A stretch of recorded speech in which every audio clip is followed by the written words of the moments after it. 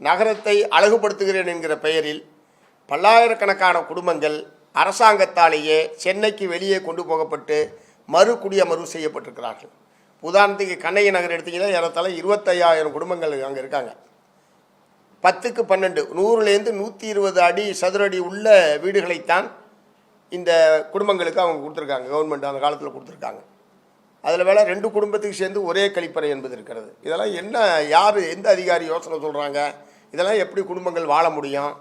ஆகவே அந்த ஒரு குடும்பம்னு சொன்னால் குடும்பம் வாழ்வதற்கு தகுதியான அதுக்குரிய போதுமான பரப்பளவு உள்ள குடும்ப வீடுகளை கட்டி கொடுப்பதற்கு அரசு முன் வர வேண்டும். அதற்கு பதிலாக ஏதோ ஒன்றை கொடுத்தால் போதும் என்கிற ஒரு மனப்பான்மையின் அடிப்படையில் தான் கண்ணகி நகர்கள் உருவாக்கப்பட்டிருக்கிறதாக கருத வேண்டியிருக்கிறது. அதனால் நிச்சயமாக ஒரு குடும்பங்கள் வாழவே முடியாது. அவற்றையெல்லாம் மாற்றி புதிய வீடுகளை கட்டித்தருவதற்கான ஒரு சிறப்பு திட்டத்தை தமிழ்நாடு அரசாங்கம் உருவாக்க வேண்டும். அதிலேயே திரும்ப கட்டுறதெல்லாம் சாத்தியமே கிடையாது. அதனால் அந்த குடும்பங்களுக்கு போதுமான இடவசதியுடன் கூடிய குடும்பம்னு இருந்தால், ஒரு வீடுன்னு இருந்தால் அதில் கழிப்பறை இருக்கணும், குளியலறை இருக்கணும், படுக்கை அறை என்பது இருக்கணும், சமையலுக்குன்னு ஒரு இடம் என்பது இருக்கணும். இதெல்லாம் சேர்ந்தால் தான் அது வீடு. இது எல்லாமே சேர்ந்து ஒரு சின்ன ஹாலுக்குள்ளே எல்லாமே உள்ளடக்கியதாக அந்த வீடுகள் என்பது அமைக்கப்பட்டிருக்கிறது. அநேகமாக ஊடக நண்பர்களுக்கு தெரியும், அங்கே போய் பார்த்துருப்பீங்க.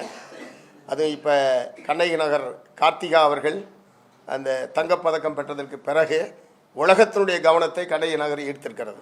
அந்த வகையில் பலருமே அதை பார்த்துருப்பீங்க. ஒரு கொஞ்சம் கூட ஏற்கத்தக்க ஒரு குடியிருப்பு வசதியாக அது இல்லை. ஆகவே அது மாற்றப்பட வேண்டும் என்பது உட்பட இந்த மாதிரி பெருஞ்சேரி பல பகுதிகளுக்கு குடியமர்த்தப்பட்டிருக்கிறார்கள். எங்கெங்கெல்லாம் அரசால் சென்னை நகரிலிருந்து அப்புறப்படுத்திட்டு மக்கள் குடியமர்த்தப்பட்டிருக்கிறார்களோ அவர்களுக்கு இடவசதி அதிகப்படுத்துவது, வீட்டினுடைய அளவை போதுமான அளவுக்காக மாற்றி அமைப்பது உட்பட தமிழ்நாடு அரசாங்கம் நடவடிக்கை எடுக்க வேண்டும் உள்ளிட்ட கோரிக்கையை வற்புறுத்தி தான் வரக்கூடிய. அதே மாதிரி கோயில், தேவாலயங்கள், வக்ஃபோர்டுக்கு சொந்தமான இடங்களில் பல லட்சக்கணக்கான குடும்பங்கள் பல தலைமுறைகளாக இருக்கிறார்கள். இதில் இந்து அறநிலையத்துறை கூடுதலாக வரி விதிப்பது, வரி கட்டலைன்னா அபராதம் போடுறது, பல லட்சம் ரூபா அபராதம் போட்டு கட்டலைன்னா வெளியேற்றுறது. இத்தனைக்கு சொல்லப்போனால் இடம் மட்டும்தான் அவங்களுக்கு சொந்தம். அதில் இருக்கிற கட்டுமானங்கள் எல்லாம் சம்பந்தப்பட்டவர்கள் பல லட்சம் ரூபா பணம் செலவழித்து கடையை கட்டுறதோ வீடு கட்டுறதோ வாழ்ந்து கொண்டிருக்கிறார்கள். ஆனால் கட்டிடத்திற்கு சதுரடி கணக்கில் வாடகை போடுவதெல்லாம் ரொம்ப அநியாயம். வேறு யாருமே அந்த மாதிரிலாம் பண்ண மாட்டாங்க. தரை வாடகை என்றால் தரை வாடகை வசூலிக்க வேண்டுமே தவிர நாம் போட்டு கட்டின போய் வீட்டுக்கு அவங்க வரி வசூலிக்கிறது என்ன அர்த்தம் இருக்குது? ரெண்டாவது, அந்த இடங்களை எல்லாம் அந்த மக்களுக்கு ஒரு கரைய தொகையை தீர்மானித்து தவணை முறையில் பெற்றுக்கொண்டு சொந்தமாக்க வேண்டும் என்பதை நாங்கள் நீண்ட காலமாக வற்புறுத்தி வருகிறோம். இது ஆனால் அரசாங்கம் துணிந்து இதிலே முடிவெடுக்க வேண்டும். இது ஏதோ மதவாதிகள் அரசுக்கு எதிராக இந்த பிரச்சனையை பயன்படுத்துவார்கள் என்கிற ஒரு கருத்தாக்கம் ஆட்சியாளர்களுக்கு இருக்க நீண்ட காலமாக இருக்கிறது. அதற்கு பதிலாக நாங்கள் ஒன்றும் இலவசமாக கோயில் இடத்தையோ, தேவாலயத்துக்கு சொந்தமான இடத்தையோ, வக்ஃபோர்டுக்கு சொந்தமான இடத்தையோ இலவசமாக கொடுங்கள் என்று மார்க்சிஸ்ட் கம்யூனிஸ்ட் கட்சி கோரிக்கை வைக்கவில்லை. அந்த கோயில் காரியங்கள், தேவாலயத்தினுடைய அந்த திருப்பலிகள் எல்லாமே சிறப்பாக நடைபெற வேண்டும். அதனுடைய அன்றாட பணிகளில் எந்த விதமான தொய்வும் ஏற்படக்கூடாது. அதற்கு கிரையத் தொகையை தீர்மானித்து பணத்தை வசூலித்து வங்கியில் டெபாசிட் செய்து அந்த கோயில் காரியங்கள் நடைபெறக்கூடிய வகையில் செய்யலாம். அதற்காக மக்களை வெளியேற்றுவது போன்ற நடவடிக்கை என்பது கடுமையான கண்டனத்துக்குரியது. தமிழ்நாடு முழுவதும் கோயில் நிலங்களில் குடியிருப்பவர்களை வெளியேற்றுகிற ஒரு போக்கு என்பது இருக்கிறது. அது முற்றிலும் நிறுத்தப்பட வேண்டும். அதை சொந்தமாக்குவதற்குரிய சட்டபூர்வமான நடவடிக்கைகள் எடுக்க வேண்டும். ஏற்கனவே அரசாணை எண் 318 போடப்பட்டு குடியிருப்பவர்களுக்கு மட்டும் சொந்தமாக்குவது என்கிற முறையில் அரசாணை 318 என்பது வெளியிடப்பட்டது.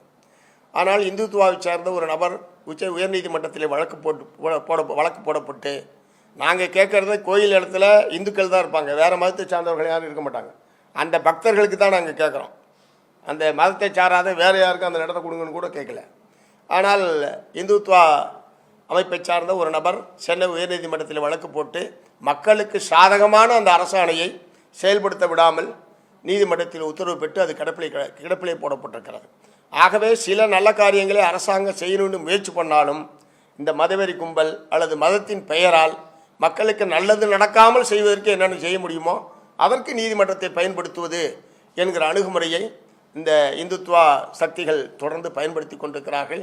ஆகவே இவற்றையெல்லாம் எதிர்கொண்டு மக்களுக்கு அவர்கள் வாழுகிற இடத்தை சொந்தமாக்குவது என்கிற ஒரு முடிவுக்கு தமிழ்நாடு அரசாங்கம் முன் வர வேண்டும் என்று வற்புறுத்தி தான் டிசம்பர் 16 அந்த மாபெரும் இயக்கம் என்பது நடைபெற இருக்கிறது. லட்சத்திற்கும் மேற்பட்ட மக்கள் குடும்பத்தோடு அந்த இயக்கத்திலே கலந்து கொள்வார்கள். முதலமைச்சரிடம் இந்த வாழ்விட உரிமை என்பது எவ்வளவு முக்கியமானது என்பதை நேரடியாக சந்தித்து நாங்கள் வலியுறுத்தி நிறைவேற்றுவதற்கு உரிய அரசாணைகளை வெளியிடுவதற்கு முதலமைச்சரை நாங்கள் கேட்டுக்கொள்வோம் என்பதை தெரிவித்துக் கொள்கிறேன்.